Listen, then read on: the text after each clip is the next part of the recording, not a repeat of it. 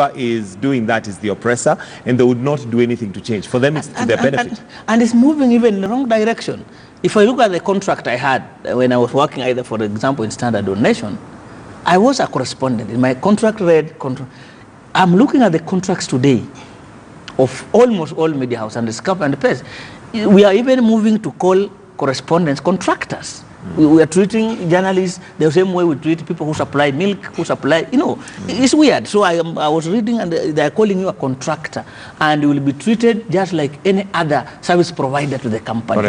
And we are wondering if most of our media houses are now managed by journalists. I mean, look here, there is all you can talk to. I mean, why would you want to call a colleague a contractor? You train in the same school simply because you occupy another position, then you call your colleague a contractor. So it's a big time for those in management or media houses to relook and rethink about how they are looking at their, because I mean, we are told in management that your biggest tool, your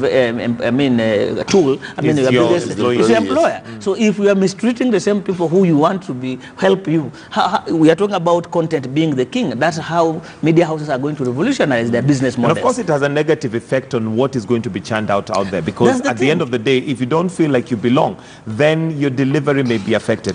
Eric, how does one go about ensuring that that is not? Because if you're not, maybe, for instance, if you're employed as a contractor, you may not be unionizable at that time. So how do you address it? That is a ploy to stop employees from becoming members of the union. And I think it's just a matter of time before we take this matter to court so that we can stop that. Because if you look at these papers here, all of them here, you'll find that there is a byline, and then before the byline there is written by a correspondent. Correct. But in the contract of this correspondent is written that this guy is a contractor or a consultant. Actually, I know that those two terms that nowadays are used in contract. You are either hired as a contractor or as a consultant. So once you become a consultant or you become a contractor, then it means that even your byline should change, so that you write by Mike so-and-so, consultant or contractor. Should not be correspondent. That's how it's supposed to be. But you see, obviously, employers here are conning the employees by denying them their rightful their rights to be members of the union and also to enjoy better terms and conditions of service. So it's just a matter of time before we are able to deal with this. And one of the things, worrying things again, Eric, which I need to share with you, after this, why I have seen now about 6-7 radio stations in this country where journalists contract, in addition to being called a contractor, you're also expected to bring adverts in a year. So your contract says you are a correspondent, but you must also bring sponsored content, and if you don't, I've seen 6 who have been sacked because they did not bring sponsored content. I know there is something that has brought to our attention, that a radio station that was in Meru, where journalists actually have been also kicked out, and I think that's a matter of our lawyers are working on some documents so that we're able to take those employers to court. Sacked 6 people, but then at what point, and maybe this is where the employer gets a little bit uncomfortable, at what point do you come in as the union, because maybe on their contract there is what we'd call deliverables,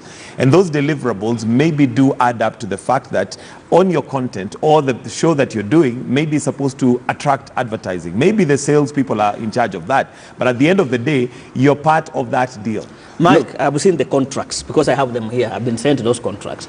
You are a journalist, employed as a journalist for KTN or Standard Group. Now, in addition, a contract is changed. In midway your contract, they add that you must also bring a sponsored content. The people I'm talking about even refused to sign those contracts because they consulted that and said, no, you are.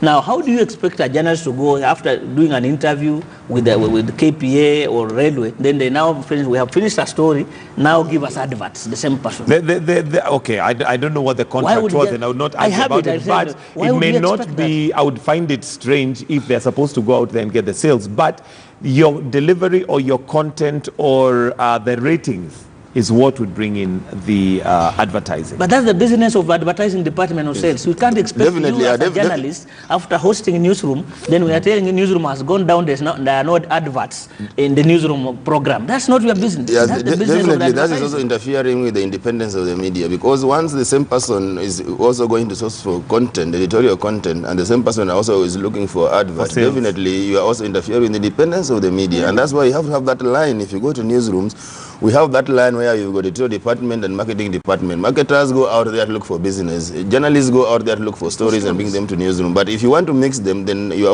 also going to interfere with the independence of the media. And this is what is happening. All right, now this highlights the importance of the union coming in, because some of the journalists may not be aware of this. Again, like you mentioned, Victor, some of these contracts change midway. You may be employed as a journalist, but maybe because of harsh times or whatever they call it, restructuring, and with the restructuring you get a new contract which has now got new terms. Yes, which puts you now part of sales. But how does that, Eric, where does one now begin in terms of addressing that? And how do you tell that a contract does not suit you as a journalist? Because you may not be that informed. You know, the Employment Act is very categorical that if you are being given a contract, your roles must be indicated in that contract, so that you are judged according to the job description that you've been given and indicated in that contract. But there is a line that actually most employees overlook, where they say that any other added responsibility that the management should deem from time to time. That is a line that most employers actually misuse. And is a line that actually, if you challenge that contract in court, I'm sure that you'll always win about that. But besides that, in organizations where the union actually have got a recognition agreement and collective bargaining agreement, we have a certain way how an employer is supposed to deal with an employee, so that in the event that there is a contradiction between the collective bargaining agreement and the contract that you have as an employee, the collective bargaining agreement that takes precedence. So it means that the union has got a responsibility, and those who come to the union usually protects them. Okay. And even look at the issue of, I've seen quite a number of CEOs from media houses making courtesy calls and doing MOUs with county government, with the governors.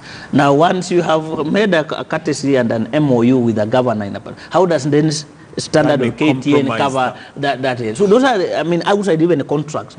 You tell me I'm a journalist for Standard or KTN, I go and do a story on Kenya Railway or KWS, whatever it is, then after the story, which might be adversarial, then I now ask them for advice.